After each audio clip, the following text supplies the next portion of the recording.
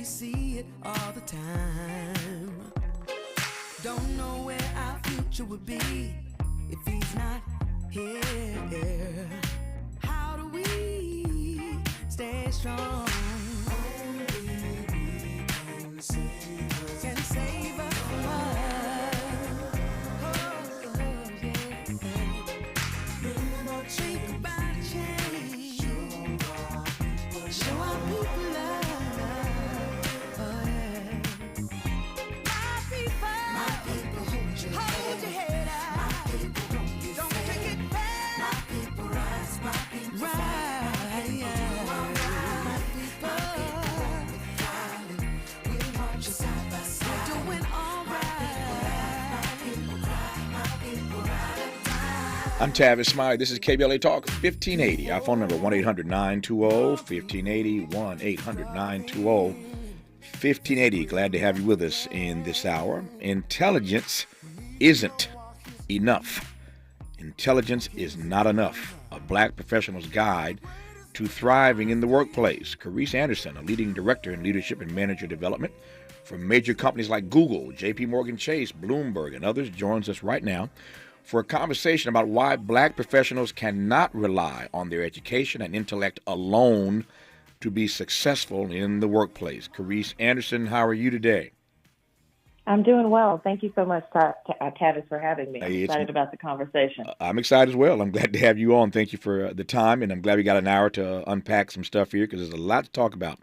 Let me start with this sort of a broad amorphous question, and we'll work our way through this hour, Carice.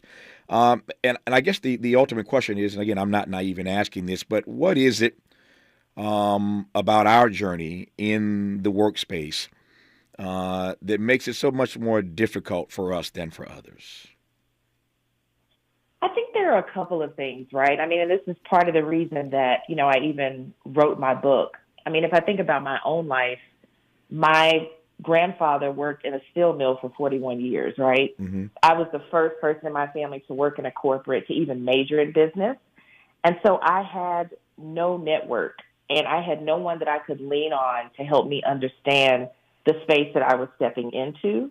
And I think, honestly, being marginalized, and when I think about Black people all over the world, we've all been marginalized in one way or another.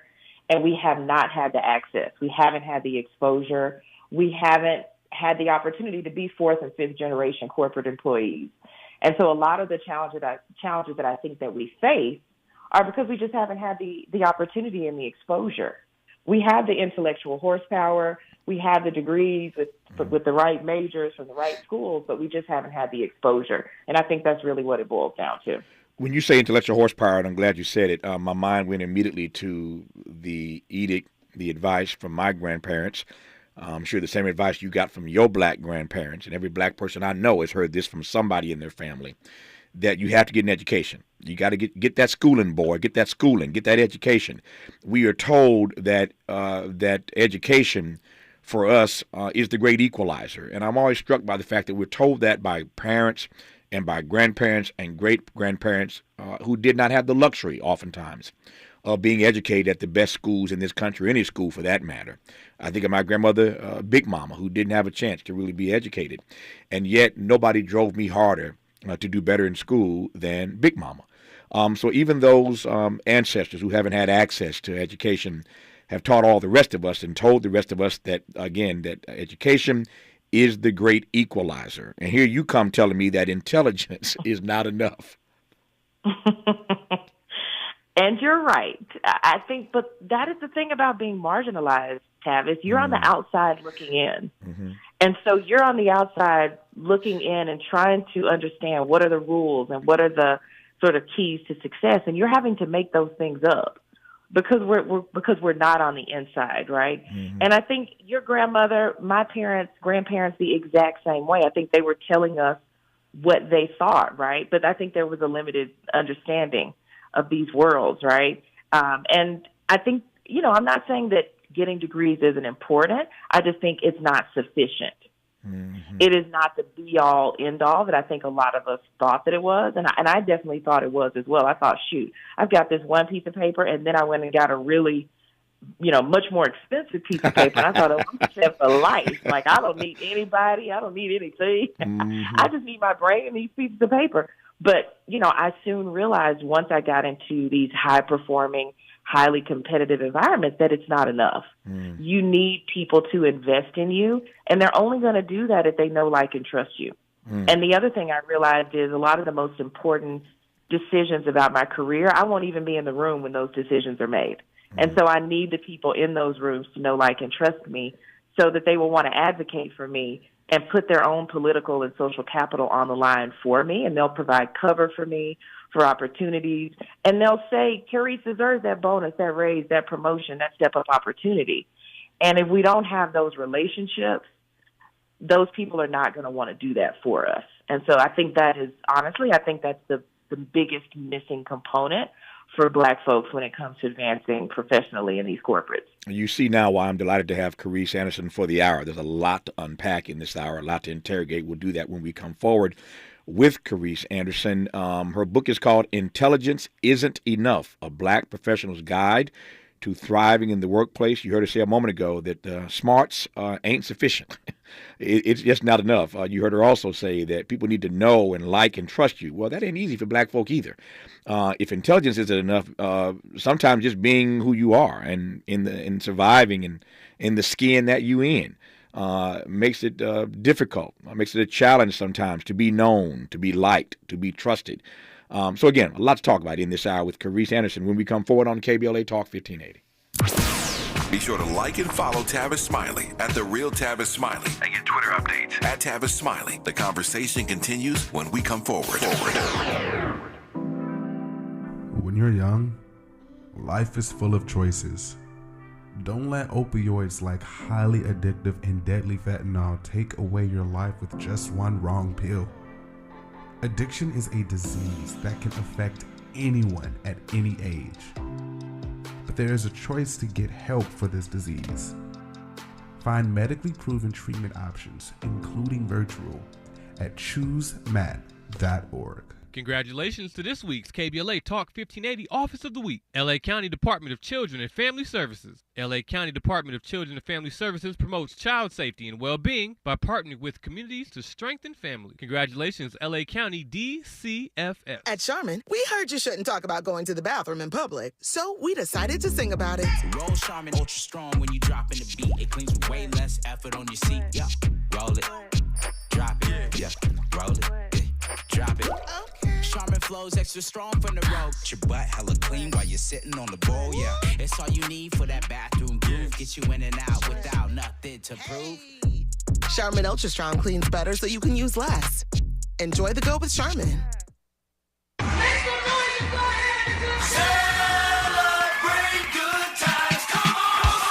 KBLA Talk 1580 is pleased to announce a can't-miss community event. It's a celebration. Welcome home, Mayor-elect Karen Bass. Oh, my God. Join us for this free public event as we celebrate Mayor-elect Bass's historic victory. There'll be entertainment, food trucks, and a diverse array of vendors, along with attendance and participation from community leaders, elected officials, celebrities, business owners, and other notables. KBLA Talk 1580 will host Mayor-elect Bass on the main stage as we reflect on the importance of this moment and what it means for the Black community, women, and all Angelinos who believe in the limitless potential of our amazing city. Stay tuned to KBLA Talk 1580 and our social media platforms for all the important details. We look forward to celebrating with Mayor-elect Karen Bass and you. We gon' celebrate your party with you. Come on now, it's a celebration. This is KBLA Talk 1580, where hate loses and love wins. I'm Tavis Smiley. She is Carice Anderson, a leading director in leadership and manager development. Has worked with all kinds of folk at places like Google and Bloomberg, J.P. Morgan Chase, and many more. Her book is called Intelligence Is Not Enough, a Black Professional's Guide to Thriving in the Workplace. When you said a moment ago, Carice, that our grandparents and great grandparents gave us great advice about education being a great equalizer and to get all the education we can handle, but that their view of the workplace was limited from where they were seated or standing. What could they not see that we have to tussle with every day? I mean, I think some of it is based off of the environments that they worked in, right? If you think about the kinds of opportunities that Black people have had, I think we've had a lot of blue-collar opportunities. Mm-hmm.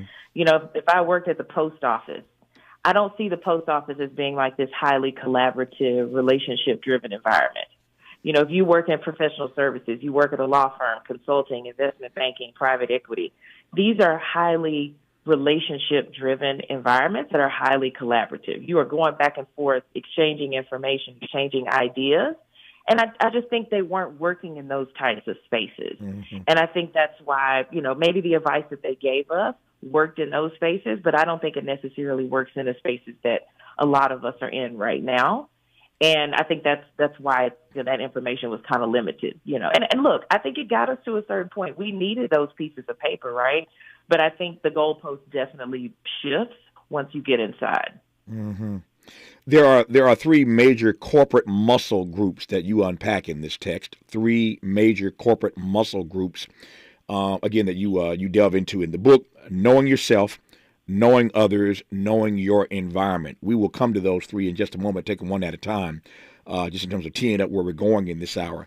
But before that break, you talked about the fact that intelligence isn't sufficient, that in these spaces that you just described quite beautifully, you have to be known, you have to be liked, and you have to be trusted. I said a moment ago that ain't always easy to do just because you have melanin in your skin, just because you're inhabiting the skin that you're in for this journey we call life. That makes it difficult sometimes in and of itself. So talk to me about being known, about being liked, and about being trusted, and the difficulty that we oftentimes have to encounter doing just that. And I think some of this also comes back to some of the advice that some of us have gotten. And look, I acknowledge that in my book. I acknowledge that there's racism, there's unconscious bias, there's, non-inclusive behavior. Mm-hmm. And for people who don't want to give us a chance, no matter what we do, no matter how well we perform, no matter how bright we are, those folks, unfortunately, I don't think they're going to be moved, right? But I think there are people out here who are open, but I think we have to open up as well. Mm. So it's funny, Tavis, I've spoken to, Black folks in Europe, in Africa, because I lived in South Africa for 10 years, and obviously, audiences and Black audiences in the U.S. And there's one piece of advice that is I've shared it across the board, all these audiences. That advice that we've gotten is, don't tell those people that work your business. Those people are not your friends. You didn't go to work to make friends. You go to work, put your head down, do your job, and go home. That is not good advice for those of us that work in highly collaborative, relationship-driven environments, because it puts a wall up, right? And there's all kinds of reasons why we should have that wall up, right? We've got all kinds of stories and data points to support, that fear, right, of opening ourselves up. But I think we're going to have to find a way to do that, because if people, don't know anything about you besides the fact that you're good at Excel or PowerPoint, it's going to be really hard for them to like you and to trust you. And, and I tell people all the time, I'm not saying you have to go to work and share your deepest, darkest traumas with your coworkers, but you need to find some point of commonality and connection. And it's funny because I was listening to something that Tashonda Brown Duckett, the CEO of TIAA, was, she was saying, when I go into rooms, I'm oftentimes the only Black person. Sometimes I'm the only woman, and I could go into those spaces thinking about all the things that separate us and how different we are. She says, but I try to focus on what are the things that we have in common? What are those points of connection? And I try to build upon that. And that's what I try to tell other people too. We've got to find a way to open up and let people in. And I mean, you just mentioned the framework for my book, which is know yourself, know others, know your environment. Part of it, because a big part of my message to people is I want us to show up as our authentic selves, right? To a certain extent, right? You got to figure out where you play on that spectrum. But I think that's a big part of us building those relationships and getting people to know, like, and trust us if we show up as our real selves. Yep. and not sort of with the mask up, because nobody wants to be friends with a fake person. Yep. You want to build relationships with a real person. And yet, because I'm playing devil's advocate here, pushing you to get the best out of you, it is hard for people of color, oftentimes black folk, to be themselves at work. We'll come to that when we get to these three major corporate muscle groups in just a second. But I want to detour ever so gently and ever so quickly because you teased me. I was in conversation some days ago about somebody asked, I was at a dinner party over Thanksgiving, as a matter of fact, and somebody asked, we were talking about travel, world travel, and somebody asked, where have you been around the globe that you be comfortable living outside of the U.S.? And my answer was Cape Town. I've been all around the world, and there are only a couple of places I've ever been where if I got kicked out of here, who knows, I may get kicked out one day for something I say on the radio. But if they kick me out like they did Marcus Garvey, if I get pushed out, I'm going to Cape Town because I love South Africa. I love Africa, period, the continent. But I've only been to like 16 countries. I got a lot more to go. But I love South Africa. I especially and particularly love Cape Town. When you said you lived in South Africa for 10 years, that just took me away right quick. So just tell me why you were in South Africa for 10 years and what you learned and what the experience was like living in South Africa for a decade. So, Tavis, I wish I could tell you I went there for a more philanthropic reason, but I went there for a man, Tavis. I ain't mad at you. My husband. I ain't mad at you. I wish I could tell you I went there on some sort of mission or UN, part of a UN convoy. But Tavis, I went there for a man. So, long story short, I met my husband. We both went to Harvard Business School, met him at business school. He graduated, moved to South Africa. We started dating 3 years later, got married 2 years later, and then I moved to South Africa a year after that. So I went there, for a man. In terms of the experience, I think the experience was fantastic, right? Overall, I think it's great to be black in a black majority country. It's just nice to just blend in, and a lot of the fears, that you might have, you don't have to worry about some of those things because everybody's black. I remember going to stores and I'd be worried about, I don't want people to think I'm stealing. And my husband would tell me, he's like, Carrie, we're all black. They can't racially profile. There's too many of us for them to racially profile. That's a good point.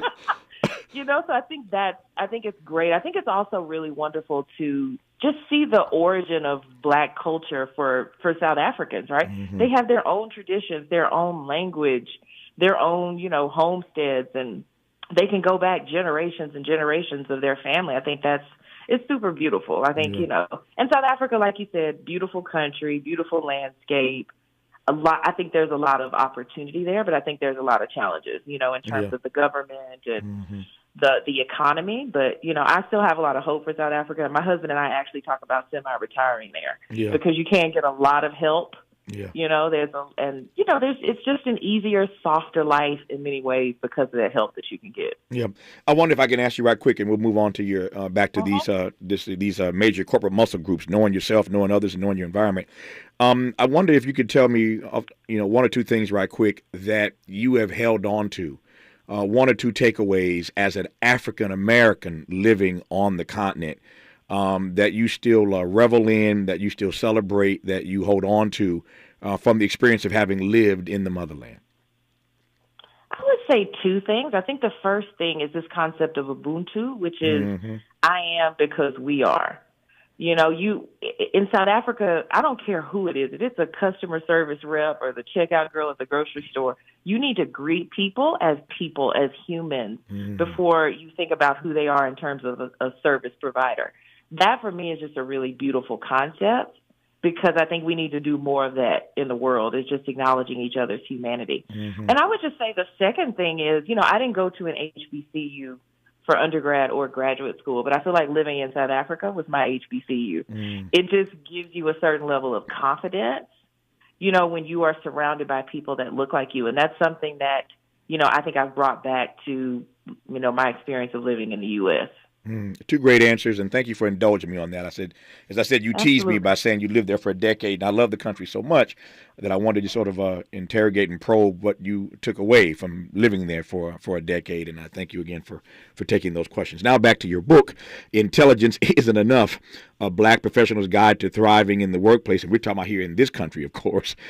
So in your book, you divide these 6 chapters into 3 major corporate muscle groups: knowing yourself, knowing others, knowing your environment. Let's take them one at a time. So top line for me, knowing yourself. So the idea of knowing yourself, right, is just understanding, first of all, what's my story and what are the elements of my story that have shaped me into the person that I am today? What are the people, the places, the situations that have shaped me for good or for bad, right? Mm-hmm. Because I think we bring some of those things into the workplace. It's knowing what kind of advice have I been given about being successful and about my career and what success even looks like. I think the other part of the knowing self is knowing my mindset, and what has shaped that. What's my personality? What are my strengths, my areas of development, my motivations, my aspirations? What inspires me? I think all of these things, the better we know ourselves, the better we can position ourselves to be in a space, where people appreciate what we bring to the table. And we can't do that if we don't know ourselves. I think that also speaks to what we were talking about a second ago, is being able to show up authentically. Mm-hmm. If I don't know who I am, I'm going to be a chameleon.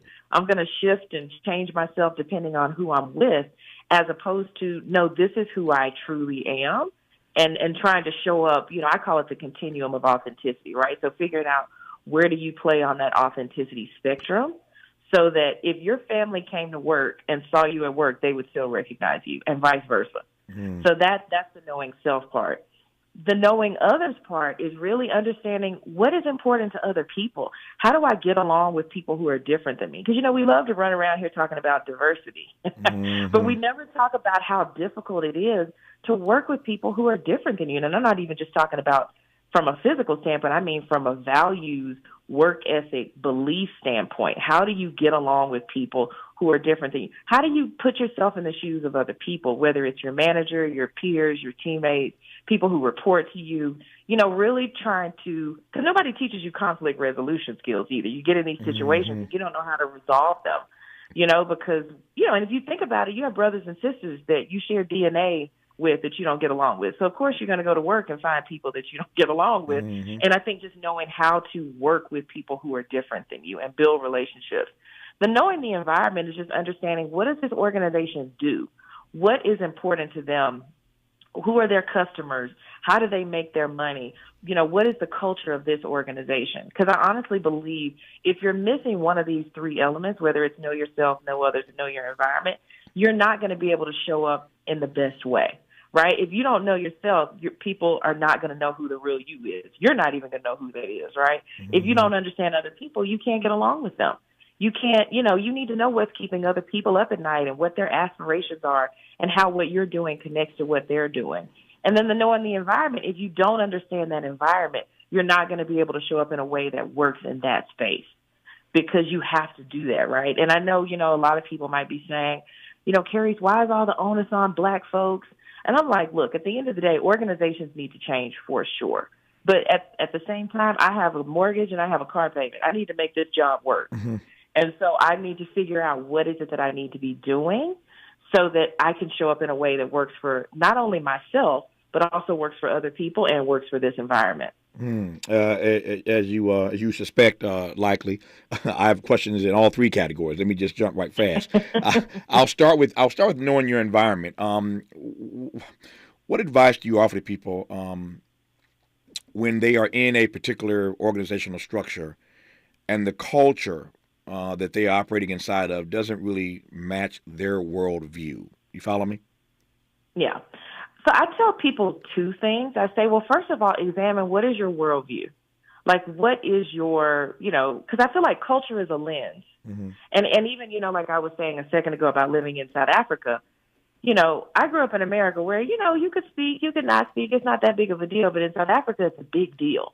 And so I adjusted myself to be effective and successful in that culture. I wouldn't walk up to somebody out of the blue and just ask, what aisle is the toothpaste on? I'm going to say, hi, how are you? Mm-hmm. So I think it's about trying to examine what parts of our culture are we sort of looking at the world through in terms of that lens, right, and that filter? And how much does it matter to us?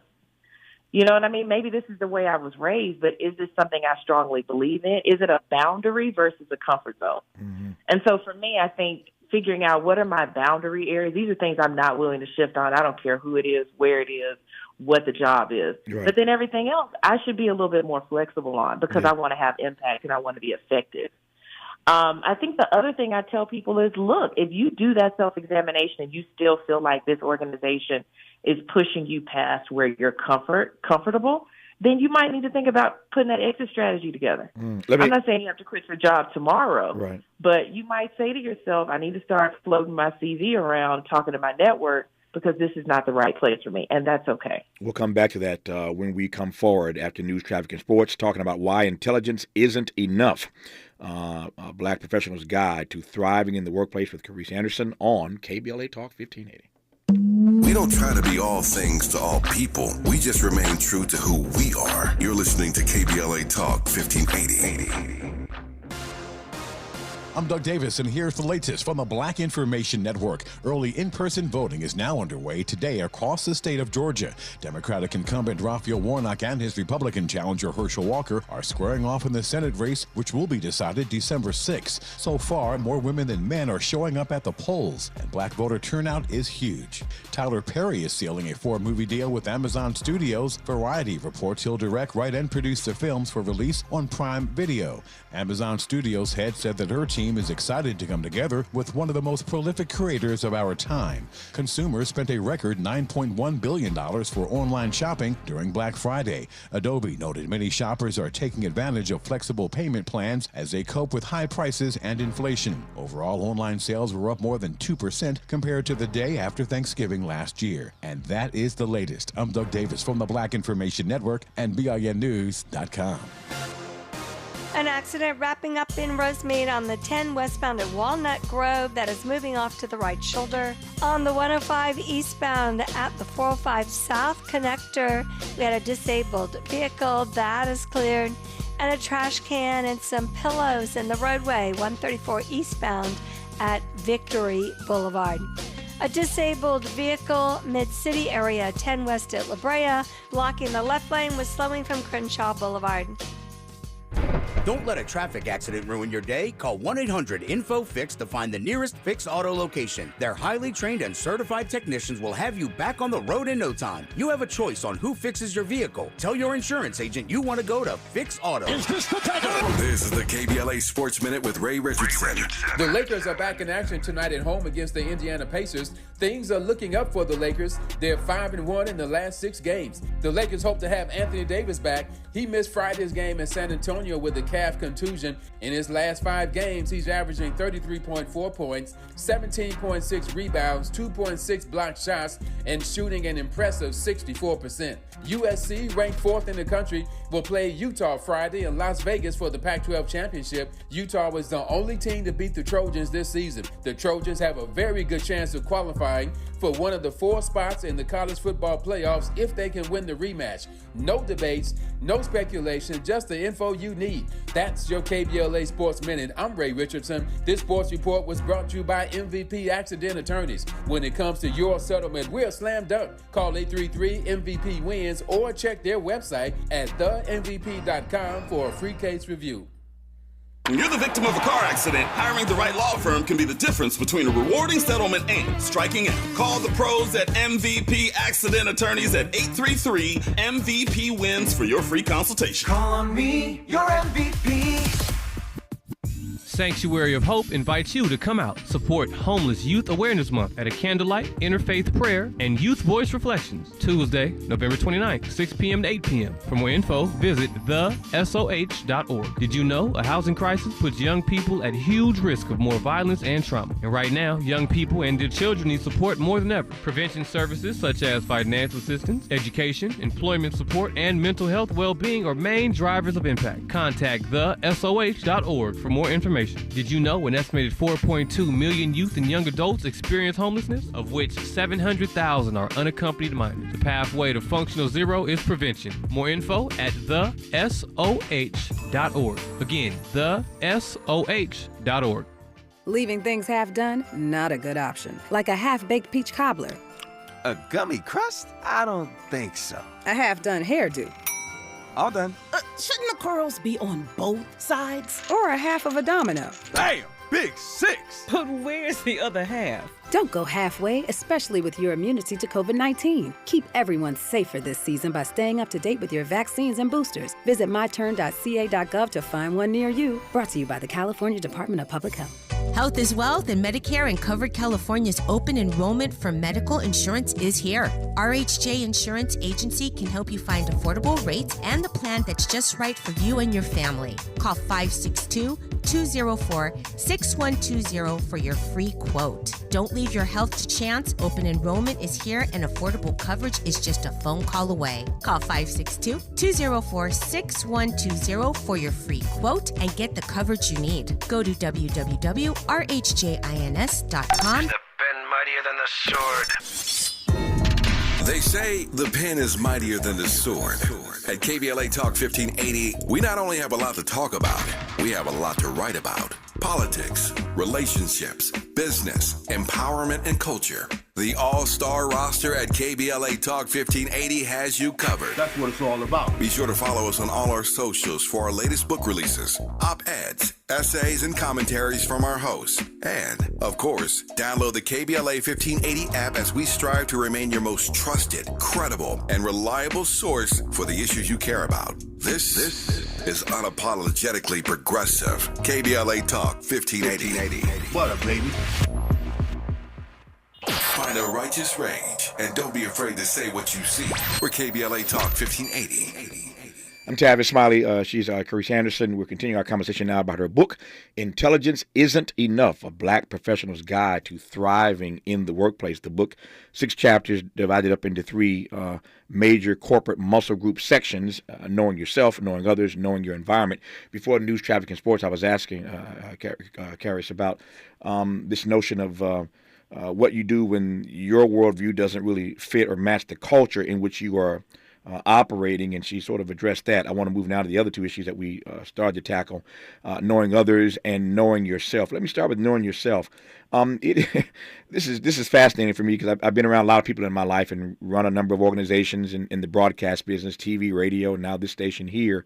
And I'm always fascinated by people who I talk to, particularly when I'm interviewing people or for positions and opportunities in the radio station or any other parts of my company over the years.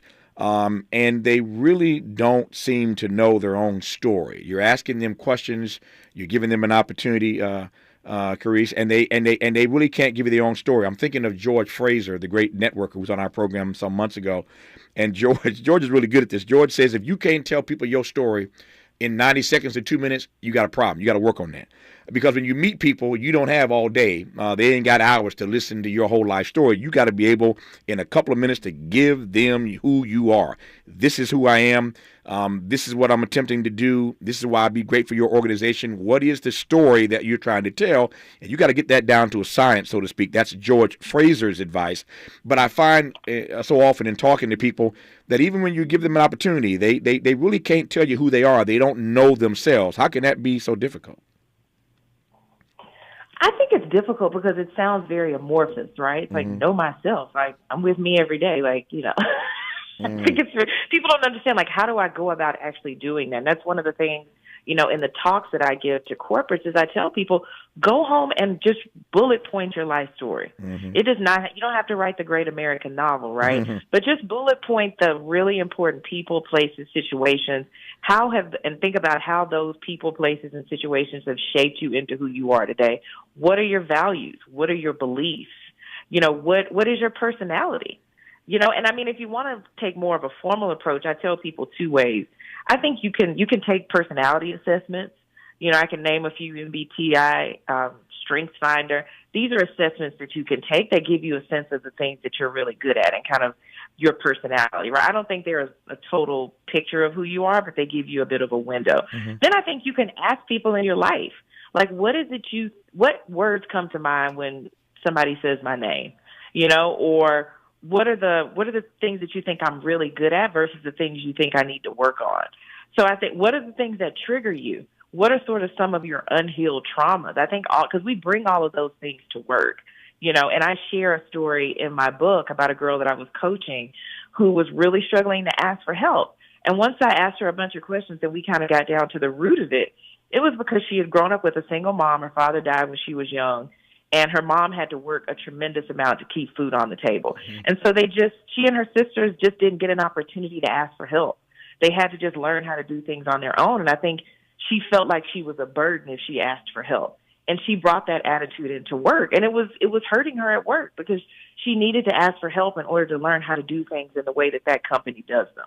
So that's why it's important for you to understand your story and to connect the dots between your story and your mindset and how you show up at work. It's really, really important. So hopefully that gives people a sense of what they can do to close those gaps. Yep. Oftentimes, as we were sort of talking around earlier, African Americans, Black people feel like the odd man, odd woman out in the workspace. They don't feel welcome necessarily to begin with. And that's true for Black folk, true for people of color, and obviously true for women. And so when you talk about knowing others, building and sustaining important relationships in the workplace, how does one go about doing that if you already feel like, the odd man, odd woman out to begin with? I think sometimes we have to make it about the other person. I mean, I'll tell you, I was working at a management consulting firm, and I was working with this very tall white South African partner, and I just didn't know how to break the barrier between the two of us. It was all business all the time, and I'm really trying to build this relationship with him. And one day I just asked him about his children, and you could not get this man to stop talking.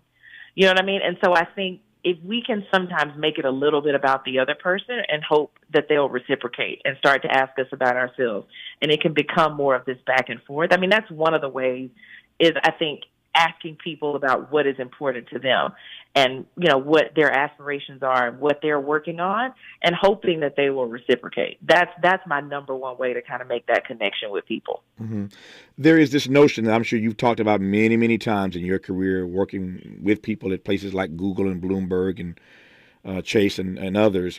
So again, this won't surprise you, but this notion of inhabiting spaces at work and being Black but not too Black. I'm not even sure what that means, but I know what it feels like. I'm not sure I can describe it, but I know what it feels like to be in certain spaces when I see folk who are Black and not Black enough where they ought to be in certain meetings, and other times where people are too Black in certain meetings. I've seen both sides of the coin, if you take my point.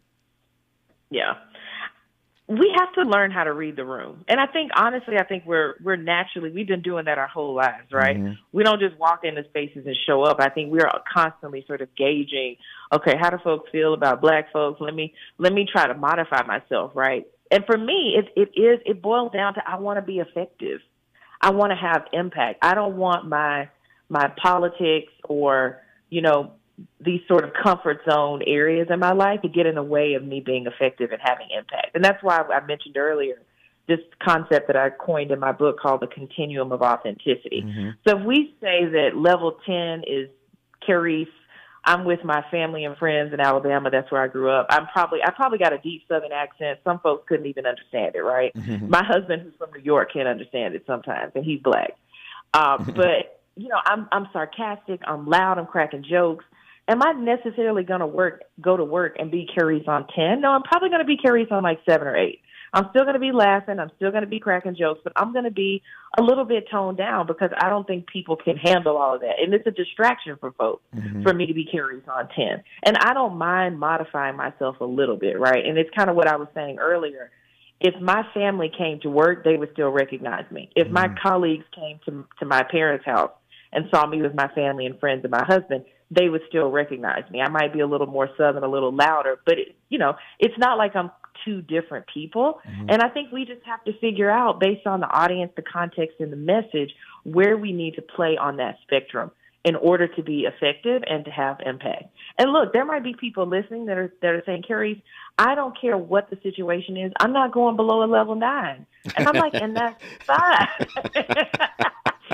That's fine.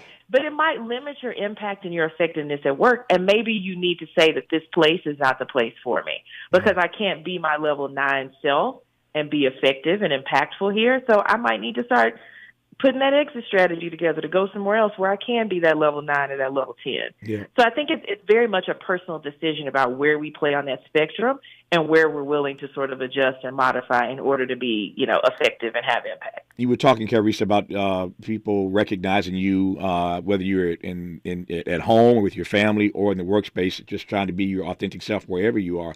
It leads me to ask about this notion of code switching.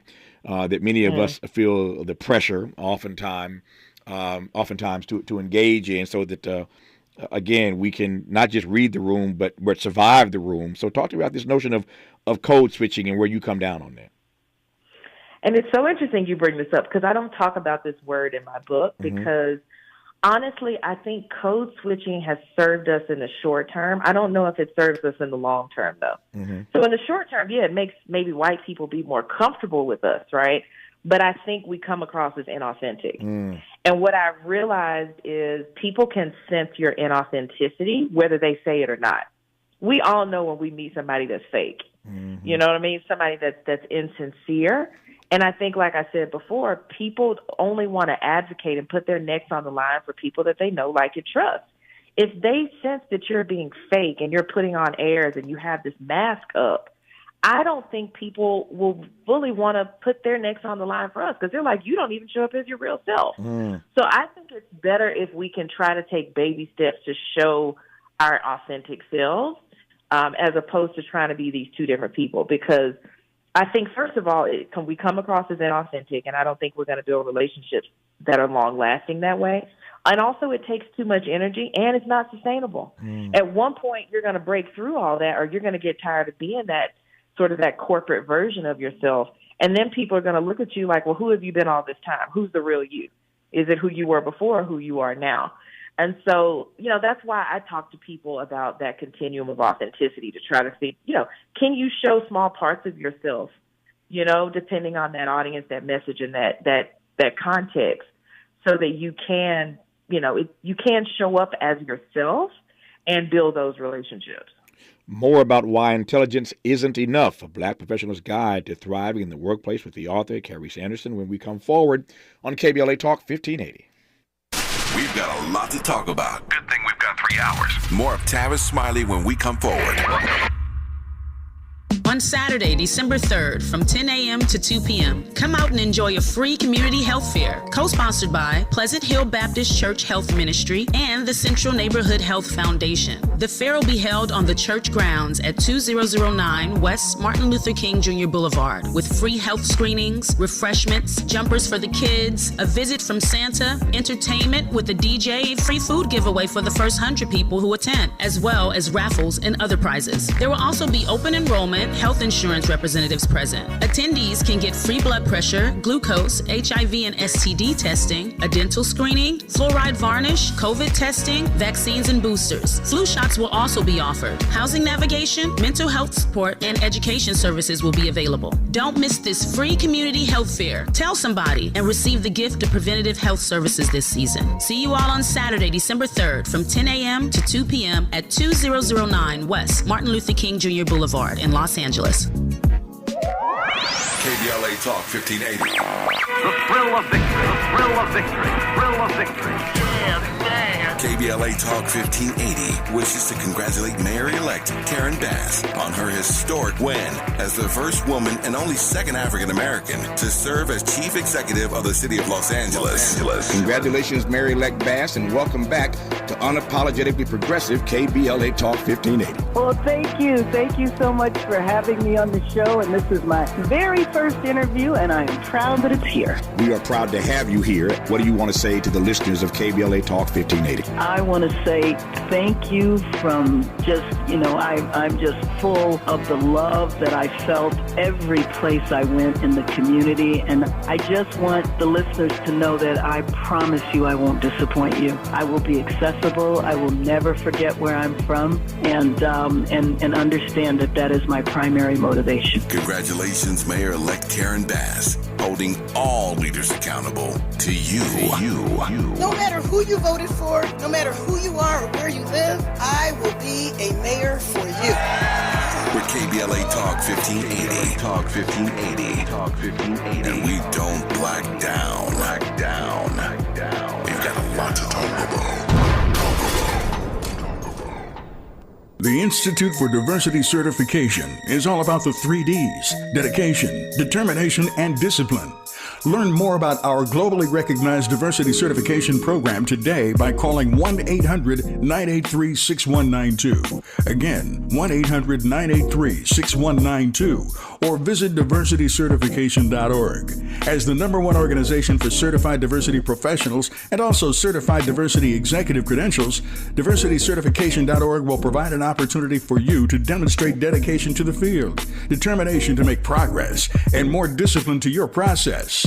Go today and learn more about the diversity certification system. Call 1-800-983-6192. Again, 1-800-983-6192. Or go to diversitycertification.org. That's diversitycertification.org. The standard of excellence, equity, diversity, and inclusion.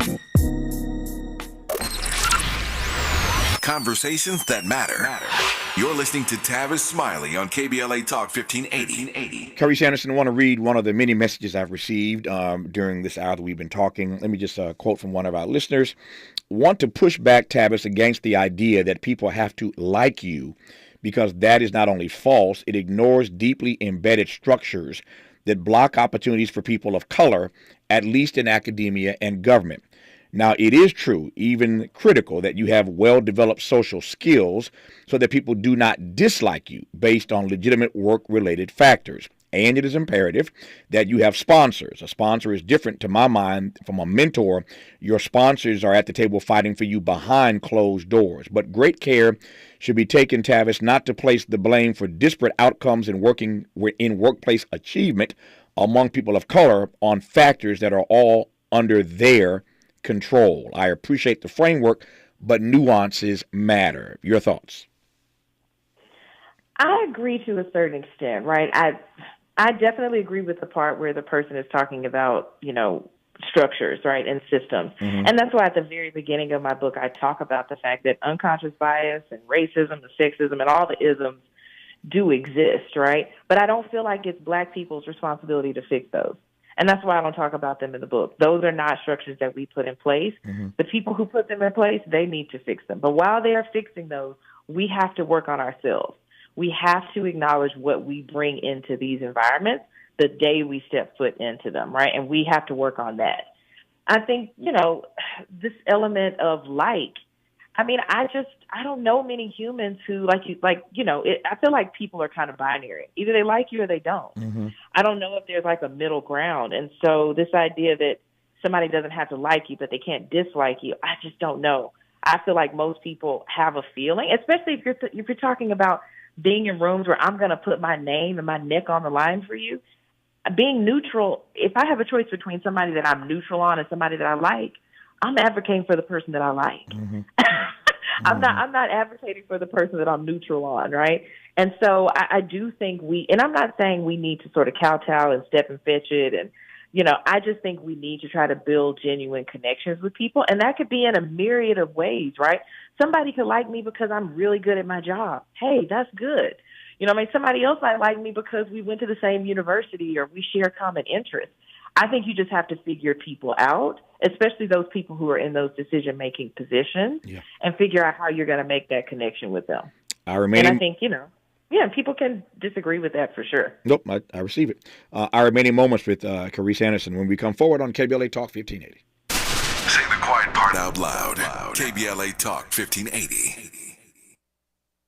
KBLA Talk 1580 invites you to join us in celebrating the season of giving by being part of the solution. As we enjoy great food, family, warmth, and well wishes in whatever our festive tradition may be, we share the beauty of the season by reaching out to the less fortunate. Please help us to help others with the KBLA Cover the Houseless Cozy Community Coat and Blanket Drive. All you have to do is drop off new or clean, gently used winter coats and blankets in the KBLA lobby during business hours. Now through December 20th, all of the coats and blankets will be donated to unsheltered individuals and families experiencing houselessness. Simply bring your donation to 4434 Crenshaw Boulevard in Los Angeles, near Vernon Avenue, from 9 a.m. to 5 p.m. weekdays. That's 4434 Crenshaw in historic Leimert Park. During the holidays and every day, let's remember, we keep us safe. We keep us warm. We are the safety net, and together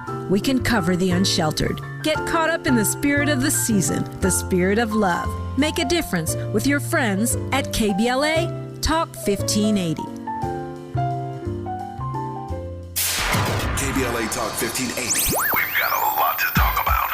KBLA Talk 1580, connecting you with services and solutions. Stop the Violence, Increase the Peace Foundation is a nonprofit community-based organization dedicated to fostering peace while mitigating violence in our society. Established in 1993, Stop the Violence, Increase the Peace has provided a wide variety of assistance to thousands of youth, families, and victims of violence over the past 3 decades, including intervention services, conflict and dispute resolution training, grief counseling, and victims advocacy.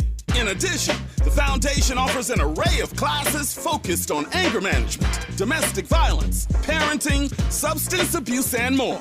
To make a donation or to access services, call 323-445-8620. That's 323-445-8620, or visit www.increasethepeacefoundation.org. This is a community call to action from KBLA Talk 1580.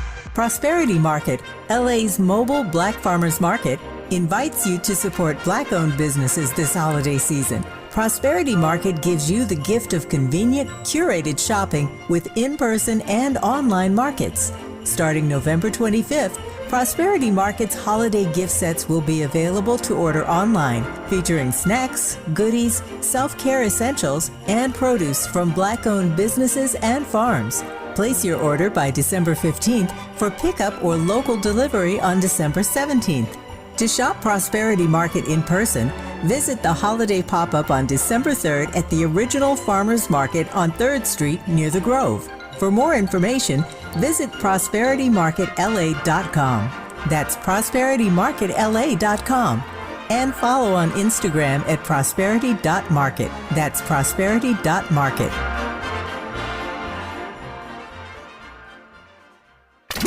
Interrogating your assumptions and expanding your inventory of ideas. Let's get back to Tavis Smiley on KBLA Talk 1580. Carice Anderson, you do this consulting work all the time, and I'm wondering, how might I frame this? It's one thing to give black folk tips on how to survive in a mostly white workplace, workplaces that most of us, maybe not at this radio station, but most of us are subjected to those kinds of work environments. And so I take your point about knowing your environment. I guess the question is, and I've only got about 2.5 minutes left here, whether or not in the work that you do, you see the environments themselves changing to take us more seriously, take our gifts, our skills, our assets more seriously as the country becomes a country more and more of people of color. I absolutely see that there's been, the evolution, right? Because I think about when I started working in 1998, nobody acknowledged that you were a woman, that you were Black. People didn't care about your mental health or well-being. It was like, get in here and do this job. Mm-hmm. So the fact that we're even having these conversations, for me, shows that there's been growth. But these organizations, it's like making a U-turn in a cruise ship. It's going to take about 37-point turns to get them to be different. And so, that's why when I wrote my book, I was thinking of a Black professional, and I'm talking to them about what you can do. What is within your sphere of control and influence? Because you can't control these companies.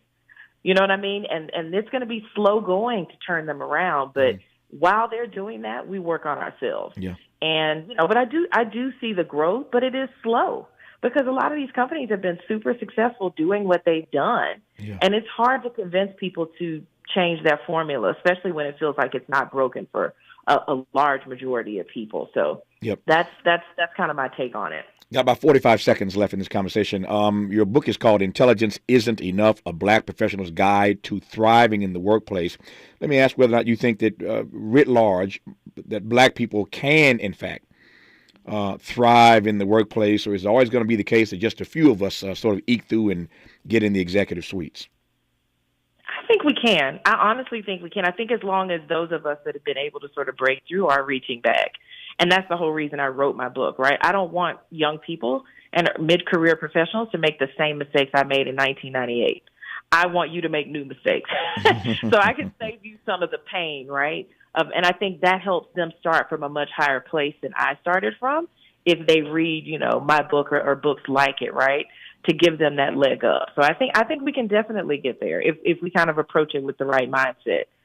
Her name is Carice Anderson, spelled C-A-R-I-C-E. Carice Anderson. The book is called Intelligence Isn't Enough, a Black Professional's Guide to Thriving in the Workplace. Thank you, Carice, for the conversation. Thank you for the book. Thank you for the great insight. Good to have you on this program. All the best to you and your husband. Thank you. Thank you so much for having me. I appreciate it. It's my great honor. Thank you. That's our show for today. Back tomorrow morning, Lord willing, to do it all over again, 9 a.m. to 12 noon Pacific time. Time now to make room for the KBLA Midday Money Chain. Up next, the Millionaires Roundtable with Lynn Richardson, to be followed by Ahead of the Crypto Curve with Najee Roberts. Old money, new money, don't matter. We got you covered here on KBLA Talk 1580. Until tomorrow morning, Lord willing, thanks for tuning in. And as always, keep the faith.